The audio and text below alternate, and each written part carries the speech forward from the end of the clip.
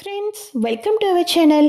తాగకపోయినా తాగినట్టుగా నటించి ఇక భార్యలతో ఒక ఆట ఆడుకుంటారు కమల్, శ్రీకర్. అయితే ఇక లోపలికి తీసుకుని వెళ్ళి, ఏంటే భర్తలకు తాగి వచ్చిన భర్తలకు వెజ్ వంటకాలు వండుతారా, చికెన్ ఎక్కడే, మటన్ ఎక్కడే అని చెప్పేసి ఇక ఒక్కసారిగా వాళ్ళను చిత్తకొట్టడంతో ఇద్దరు షాక్ అయిపోతారు. ఇద్దరు కూడా ఒళ్ళు నొప్పులతో బయటకు వస్తారు. ఏంటిదంతా కూడా, ఎప్పుడూ కూడా తాగుడు అలవాటు లేని వాళ్ళు ఈరోజు ఫుల్లుగా తాగేసి ఇంట్లోకి రావటమే కాదు, మన ఒంటి మీద చేతులు కూడా వేస్తున్నారు. మన మీద వీళ్ళు రివెంజ్ చేసుకుంటున్నారు. వీళ్లకు ఇంట్లో ఎవరు అడిగేవాళ్ళు లేరని ధైర్యం ఎక్కువైపోయింది సిస్ అని అనగానే, అవును, ఆ అత్తయ్య ఉన్నప్పుడు ఎంత భయపడుతూ ఎంత పద్ధతిగా ఉండేవాళ్ళు, వీళ్ళకి ఎవరు అడిగేవాళ్ళు లేరని మనతో ఈ రకంగా ఆడుకుంటున్నారు. లాభం లేదు, వీళ్ళు ప్రతిరోజు మనల్ని ఇలానే టార్చర్ చేయాలి అని డిసైడ్ అయిపోయారు. వీళ్ళు మనల్ని టార్చర్ చేయకుండా ఉండాలి అంటే మన ఇద్దరం కలిసి ఒక డెసిషన్ తీసుకోవాల్సింది అని అనగానే, అలాగే సిస్, ఈ ప్రాబ్లంకి మార్నింగే ఫుల్ స్టాప్ పెడదాం అని చెప్పేసి ఒళ్ళు నొప్పులతో తోటికోడలిద్దరూ కూడా ఇక లోపలికైతే వెళ్ళిపోతారు.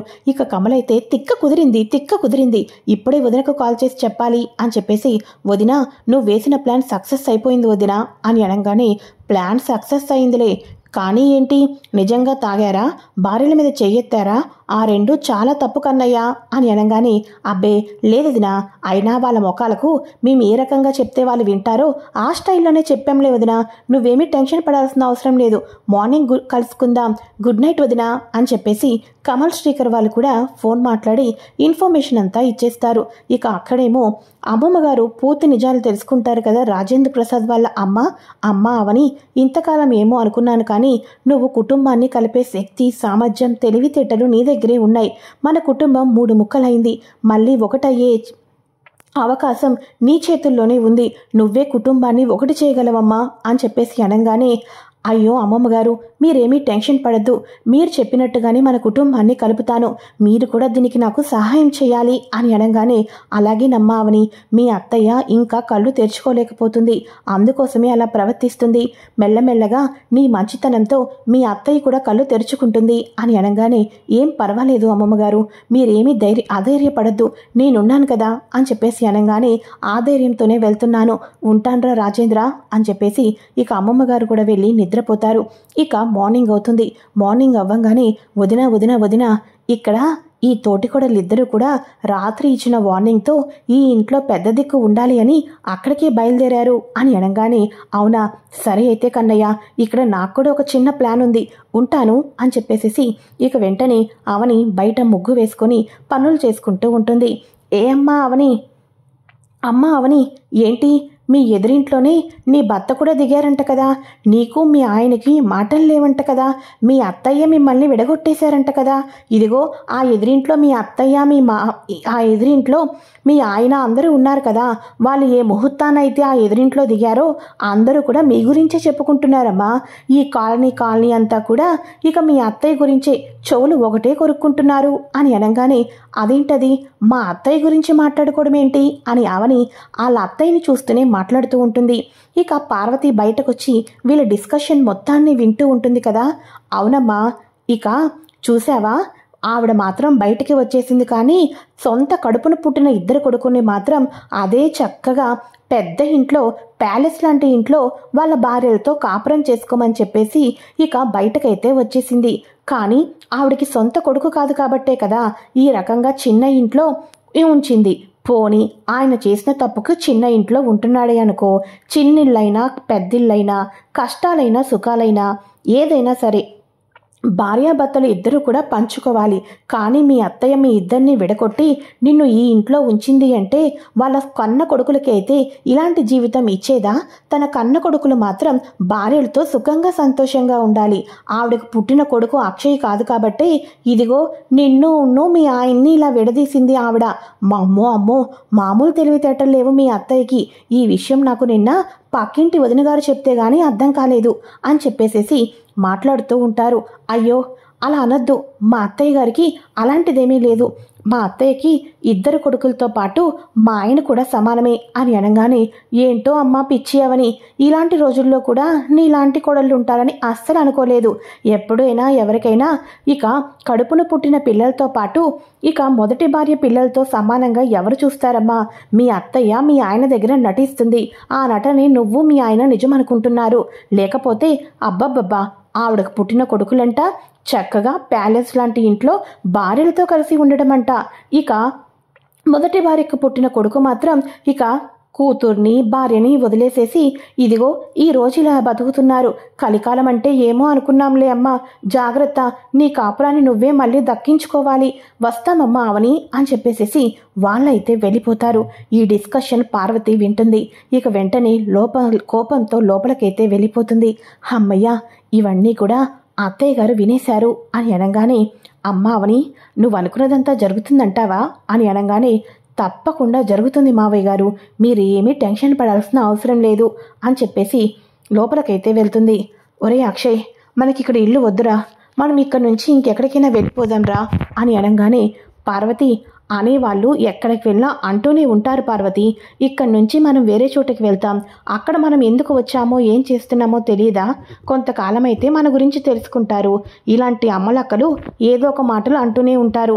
అయినా అవన్నీ నువ్వు పట్టించుకోవాల్సిన అవసరం ఏమీ లేదు అని చెప్పేసేసి ఇక వాళ్ళ అత్తయ్య కూడా ధైర్యం చెప్తూ ఉంటుంది. ఈ లోపల ఇంటి ముందు కారు ఆగుతుంది. అత్తయ్య, అత్తయ్య, ఎక్కడున్నారు అత్తయ్య అని చెప్పేసేసి ఇక మన పల్లవి ఒక పక్కన, శ్రేయ ఒక పక్కన అయితే హడావుడిగా వస్తారు. మావయ్య గారు చెప్పానా, ఇదిగోండి వాళ్ళు ఏం మాట్లాడుకుంటున్నారో ఇక్కడే ఉండి అంతా విందాం అని చెప్పేసి అనుకుంటూ ఉంటారు. ఏ అమ్మా పల్లవి, ఏ అమ్మా శ్రేయ, ఏంటమ్మా ఏమైంది? ఇంత మార్నింగే అంత కంగారు పడుతూ వచ్చారేంటి అని అనగానే అప్పుడే అక్షయ్ వాళ్ళు కూడా లోపల నుంచి వస్తారు. ఏంటి పల్లవి ఈ టైంలో వచ్చారు? ఇంత మార్నింగే ఏమైంది అని అనగానే, ఏమైందా, ఆ ఇంట్లో మీరు లేకపోవటం మీ కొడుకులు అసలు ఎలా తయారయ్యారో తెలుసా? ఇక వాళ్ళు తాగటానికి పట్ట పగలు లేదు, అర్ధరాత్రి లేదు, ఎప్పుడు పడితే అప్పుడు తాగుతున్నారు. తాగిన వాళ్ళు తాగినట్టు వండుకోకుండా మమ్మల్ని ఇష్టం వచ్చినట్టు చెత్తకు కొడుతున్నారు బావగారు. ఇదిగోండి ఇప్పటికి కూడా ఆ ఒళ్ళు నొప్పులు తగ్గలేదంటే మీరు నమ్ముతారా అని అనగానే, ఏంటి నా కొడుకులు ఇద్దరూ కూడా తాగడానికి అలవాటు పడిపోయారా అని చెప్పేసి అనగానే, అవునత్తయ్య, ఆ ఇంట్లో మీరున్నప్పుడు వాళ్ళు ఎంత పద్ధతిగా ఉండేవాళ్ళు. మీలాంటి వాళ్ళు ఉంటేనే ఆ ఇంట్లో మీ కొడుకులు ఇద్దరు మంచిగా ఉంటారు. మీరు ఇక్కడ ఉంటే మీ కొడుకులు రేపన్న రోజు ఎలా తయారవుతారో తలుచుకుంటుంటేనే మాకు చాలా భయంగా ఉంది అత్తయ్య. తాగేసి మమ్మల్ని చిత్తకొట్టడమే కాకుండా తాగి వాళ్ళ ఆరోగ్యాలు కూడా పాడు చేసుకుంటారు అత్తయ్య. ఇక కన్న తల్లిగా మీ బిడ్డలకి మీరే మంచి చేయాలి. ఆ ఇంటికి వచ్చేసేయండి అత్తయ్య, ఆ ఇంటికి వచ్చేసేయండి అని చెప్పేసి అనగానే, ఒక్కసారిగా నేను రాలేనమ్మా పల్లవి అని చెప్పేసి అనగానే, అదేంటత్తయ్య, ఇక మీ కొడుకులు ఏమైపోయినా పర్వాలేదా? మీ కోడల్ని ఎలా చిత్తకొట్టినా పర్వాలేదా అని చెప్పేసి అనగానే, ఒసే పార్వతి, ఎందుకు ఇలాంటి నిర్ణయం తీసుకుంటున్నావు? అక్షయ్ మాతో పాటు నువ్వు కూడా వచ్చేసారా, ఆ ఇంటికి వెళ్ళిపోదాం అని అనగానే, నన్ను క్షమించండి, నేనైతే ఆ ఇంటికి రాలేను. కానీ అమ్మా, ఒకటి మాత్రం కరెక్ట్, తమ్ముళ్ళు లైఫ్ స్పాయిల్ అవ్వకుండా ఉండాలి అంటే ఇక నువ్వు ఆ ఇంటికి వెళ్ళి తీరాల్సిందే. ఎందుకంటే తమ్ముళ్ళు చిన్నవాళ్ళు, వాళ్లకు తొందరపాటు నిర్ణయాలతో ఏం తీసుకుంటారో తెలీదు. ఇక వాళ్ళ కాపురాలు పాడవకూడదమ్మా, నువ్వు తిరిగి ఆ ఇంటికి వెళ్లాల్సిందే అని అనగానే పక్కనున్న అమ్మమ్మ గారు కూడా, అవును పార్వతి, అలానే కరెక్ట్, ఇక్కడ ఉంటే నువ్వు కొడుకుని విడదీసేసావని ఈ కాలనీలో వాళ్ళ మాటలు కూడా పడలేకపోతున్నాం. కాబట్టి ఆ ఇంటికి వెళ్ళిపోవటమే కరెక్ట్ అని నాకు అనిపిస్తుంది. అప్పుడే ఇక శ్రీకర్ కమల్ మళ్ళీ ఒక దారిలో పడతారు. లేకపోతే ఇక వాళ్ళకి పిల్లలు కూడా లేరు. వాళ్ళ జీవితాలు ఇప్పుడే నాశనం అయిపోయేటట్టు ఉన్నాయి అని చెప్పేసి అనగానే, ఇక ఒరే అక్షయ్, నిన్ను వదిలి నేను వెళ్ళలేనురా, నువ్వు కూడా వస్తేనే నేను ఆ ఇంటికి వెళ్తానురా అని అనగానే, చూడమ్మా, తప్పు చేసింది నేను, శిక్ష అనుభవించాల్సింది నేను, కానీ మీరిద్దరూ నాతో పాటు ఇప్పటిదాకా ఇబ్బందులు పడ్డారు, అదే చాలా గ్రేట్. కాబట్టి నేను ఆ ఇంటికి రాలేనమ్మా. ఎందుకంటే ఆ ఇంటికి నేను అడుగు పెట్టాలి అంటే నేను ఏదో ఒకటి సాధించి మళ్ళీ ఆ ఇంట్లో అడుగు పెడతాను. అప్పటిదాకా నేను అడుగు పెట్టలేను. నేను చేసిన తప్పుకి నేను ఒక్కడిని మాత్రమే శిక్ష అనుభవించాలి. కాబట్టి మీరేమీ భయపడకుండా ఆ ఇంటికి బయలుదేరండి అని అనగానే, నువ్వెన్ని చెప్పినా బయలుదేరలేనురా నేను అని అనగానే, రారు మీ అత్తయ్య గారు పొరపాటును కూడా రారు అని చెప్పేసి రాజేంద్ర ప్రసాద్ అవని వాళ్ళు అయితే లోపలికి వస్తారు. మీ అత్తయ్య ఆ ఇంటికి ఎందుకు వస్తుందమ్మా, ఇక్కడ ఉండాలి. ఇక్కడ ఉండి ఈ ఏరియాలో అవని అక్షయ్తో మాట్లాడుతుందా, అక్షయ్కి లోపల ప్రేమ ఉన్నా కూడా అవనితో మాట్లాడటానికి వాళ్ళ అమ్ముందని భయపడుతున్నాడా, ఇటువంటివన్నీ చూసుకుంటూ ఉండాలి. పోనీలే అక్షయ్కి ఎక్కడున్నా కూడా ఇక అంతా కూడా లిమిట్లోనే ఉంటాడు. కానీ అక్కడ కొడుకులకి లిమిట్లెస్గా తాగుతున్నారంట. వాళ్ళు ఏమైపోయినా పర్వాలేదు, ఎందుకంటే ఇక్కడ కాపలా ఉండాలి కదా అని చెప్పేసి కావాలని రెచ్చగొడుతూ ఉంటారు. అవని ఒక పక్క, తెలివిగా రాజేంద్ర ప్రసాద్ ఒక పక్క.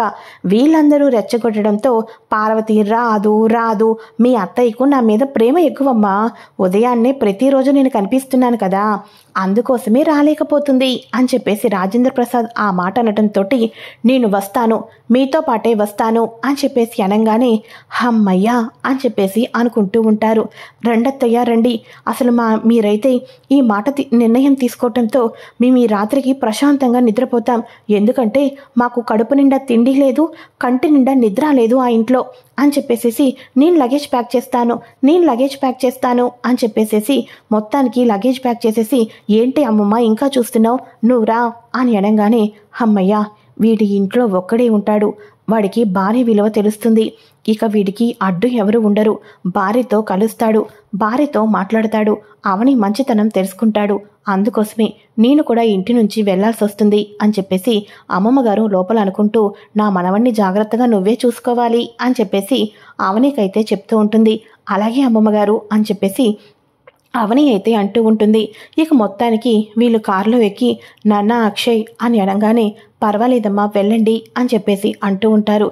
ఏరా మొహమాటానికి ఎందుకురా, నువ్వు కూడా ఆ ఇంటికి వెళ్ళిపోతే దర్జాగా ప్రశాంతంగా ఉండొచ్చు కదరా అని అనగానే లేదు నాన్న, నేను తిరిగి ఆ ఇంటికి వెళ్ళాలి అంటే జీవితంలో కోల్పోయినవన్నీ కూడా తిరిగి సంపాదించాలి, ఆ రోజు సంపాదించిన రోజే మళ్ళీ నేను తిరిగి ఆ ఇంటికి వెళ్తాను అని అనగానే పోనీలేరా మంచి డెసిషన్ తీసుకున్నావు, కానీ ఇంటర్వ్యూలకు తిరుగుతున్నావని తెలిసింది, ఇక ఇంటర్వ్యూలకి కాదు, మనం ఎప్పుడైనా జీవితంలో ఏదైనా కోల్పోతే ఏదైనా వస్తువు పోగొట్టుకుంటే పోగొట్టిన చోటే వెతుక్కోవాలి, ఎక్కడో వెతికితే ఆ వస్తువు ఎంత వెతికినా దొరకదు, కాబట్టి మన కంపెనీని ఎవరు లాస్ చేయాలనుకున్నారు, నీ చేత ఎందుకని చెప్పేసి హడావిడిగా డాక్యుమెంట్స్ మీద సైన్ చేయించాలనుకున్నారు, ఇవన్నీ నువ్వు ఆలోచించావే అనుకో నీకు మళ్ళీ ఆఫీస్కి వెళ్ళే అవకాశం రావచ్చేమో, కాబట్టి ఆ విషయంలో ఎక్కువగా ఆలోచించి నువ్వు స్టెప్ వేసి ముందుకు వెయ్యి అని చెప్పేసి అవని అక్షయ్ అయితే రాజేంద్ర ప్రసాద్ అయితే అక్కడి నుంచి వెళ్ళిపోతారు.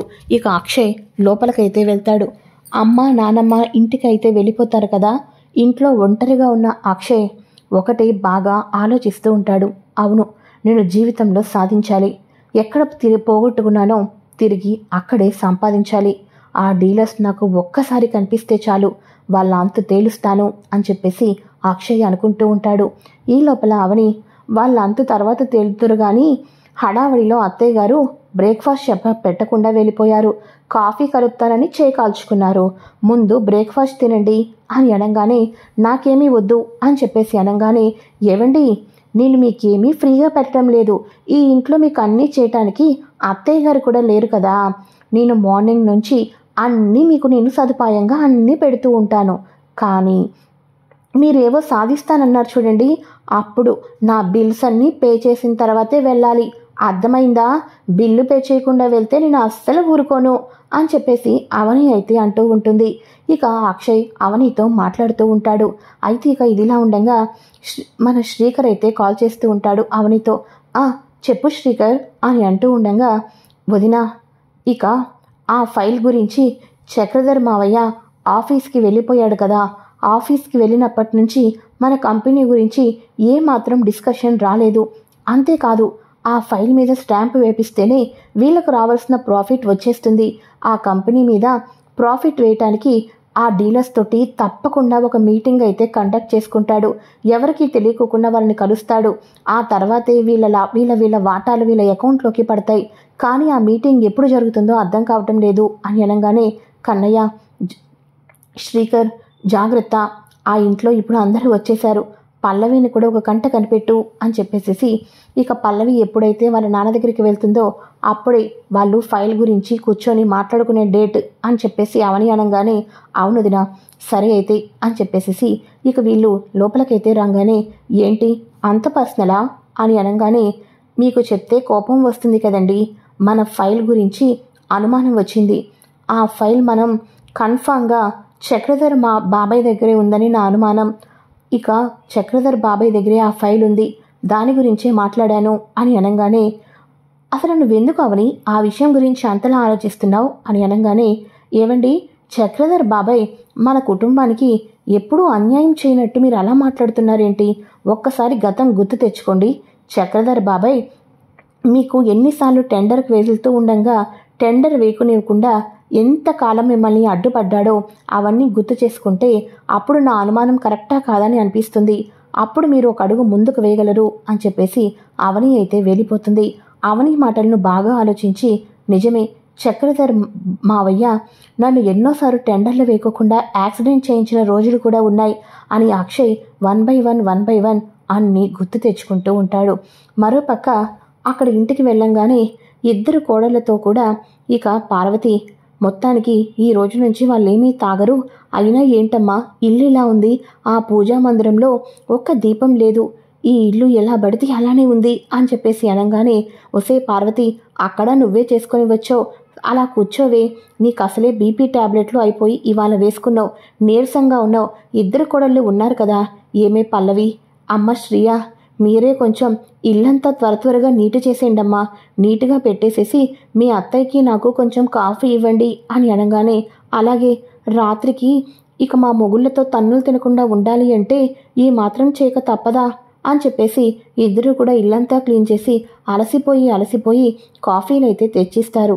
ఆ తర్వాత ఇక మన పల్లవి వాళ్ళ నాన్నతో మాట్లాడుతూ ఉంటుంది. డాడ్, ఆ కంపెనీ ఫైల్ మన చేతికి రావాలి. మనం బావగారి కంపెనీని కొలాప్స్ చేయటం మాత్రమే కాదు డాడ్, కొలాప్స్ చేసిన తర్వాత మనకు రావాల్సిన వాటా మన అకౌంట్లోకి వచ్చినప్పుడే మనం నిజమైన విజయం సాధించినట్టు. ఆ ఫైల్ డిస్కషన్ ఎప్పుడు పెట్టబోతున్నారు అని అనగానే, రేపు ఈవినింగ్ బేబీ అని చెప్పేసి అనగానే, ఓకే డాడ్, రేపు ఈవినింగ్ తోటి పూర్తిగా మనం సాధించబోతున్నాం. పాపం బావగారు ఏదో సాధిస్తాననుకుంటూ ఇంకా రోడ్ల మీదే పడుంటున్నారు. ఇక ఈ ఇంటికి అత్తయ్య ఉన్ను అమ్మమ్మ వచ్చేశారు.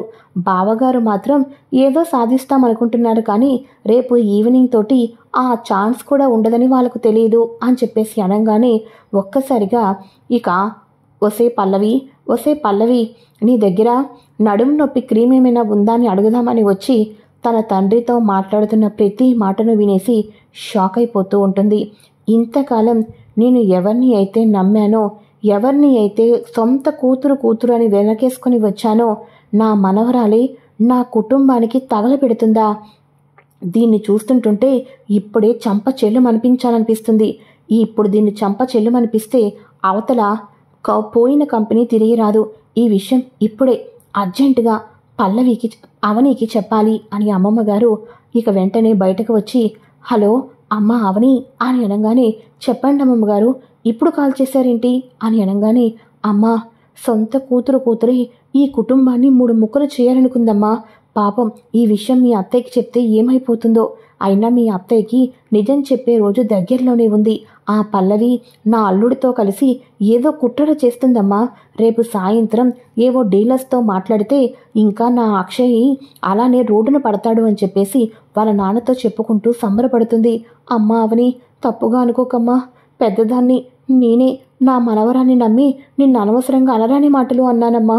ఈరోజు నువ్వే నా కుటుంబానికి దేవతలా కనిపిస్తున్నావు. నేను నమ్మిన నా మనవరాలే మాకు వెన్నుపోటు పొడుస్తుంది అని అనగానే, అమ్మమ్మ గారు, మీరు ఆ ఇంటికి వెళ్ళటం చూసారా? మనకి ఎంత మంచి పని అయిందో. ఈ రేపు సాయంత్రం వాళ్ళు డీలర్స్తో సంతకం చేయించుకోరు అమ్మమ్మ గారు. వాళ్ళ దగ్గర డాక్యుమెంట్స్ ఉన్నాయి. ఆ డాక్యుమెంట్స్ని ఏ రకంగానైనా సంపాదించి మొత్తానికి మన కంపెనీలో ఏవైతే షేర్లు ప్రాజెక్టులు వెళ్ళిపోయినాయో అవన్నీ తిరిగి వచ్చేటట్టు చేసి మళ్ళీ మీ మనవణ్ణి కంపెనీలోకి అడుగుపెట్టేటట్టు నేను చేస్తాను అని అనగానే, నా తల్లి ఉంటానమ్మా అని చెప్పేసి, వసే పల్లవి, ఇంత చేస్తావా, నిన్ను ఊరుకోను అని చెప్పేసేసి, అమ్మ పల్లవి, రాత్రికి వంట ఏం చేద్దామనుకుంటున్నారు? నాకైతే ఈ వంటలు కావాలి. అమ్మ పార్వతి, నీకేం కావాలి అని చెప్పేసి, ఇక అవన్నీ వండి పెట్టు అని చెప్పేసి పని మీద పని పల్లవికి అయితే కావాలని అమ్మమ్మ చెప్తూ ఉంటుంది.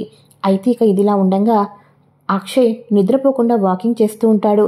ఏంటండి ఇంకా నిద్రపోలేదా అని అనగానే, నిద్ర పట్టడం లేదు. నువ్వు చక్రధర్ మావయ్య గురించి చెప్పిన కానించి ఎందుకు ఒక 10% అటుగానే ఆలోచిస్తున్నాను అని అనగానే, 10% కాదండి, రేపొద్దున్న చక్రధర్ బాబాయ్ ఒక రెస్టారెంట్ దగ్గరికి వెళ్ళబోతున్నాడు. ఆ బార్ అండ్ రెస్టారెంట్ దగ్గరికి మనం కూడా వెళ్ళాలి. ఒకవేళ చక్రధర్ బాబాయ్ ఒక్కడే వస్తే మనం చక్రధర్ బాబాయ్ని మంచివాడు అనుకోవాలి. కానీ చక్రధర్ బాబాయ్ ఎవరితో అయితే సిట్టింగ్ వేయబోతున్నాడు అంటే, మనల్ని ఎవరైతే భయపెట్టి సంతకం పెట్టించుకున్నారో వాళ్ళతో రేపు డిస్కషన్ చేయబోతున్నారు. అది గనక చూస్తే మీరు నమ్ముతారు కదూ. అప్పుడు వాళ్ళ చేతుల్లోనే మన కంపెనీ డాక్యుమెంట్స్ కూడా ఉంటాయి. వాళ్ళని మనం మాయ చేసో, మభ్యపెట్టో, బెదిరించో ఆ డాక్యుమెంట్స్ని మన చేతిలోకి ఒక్కసారి తీసుకున్నామే అనుకోండి, కొద్దిగా ప్రాసెస్ లేట్ అవ్వచ్చు, కానీ మన కంపెనీ పగ్గాలు మళ్ళీ మన చేతిలోకి వస్తాయి అని అనగానే, అవని నువ్వు చెప్తుంటుంటే నాకు నిజంగా చాలా నమ్మలేకపోతున్నాను. రేపు ఈవినింగ్ నీతో పాటు వస్తాను.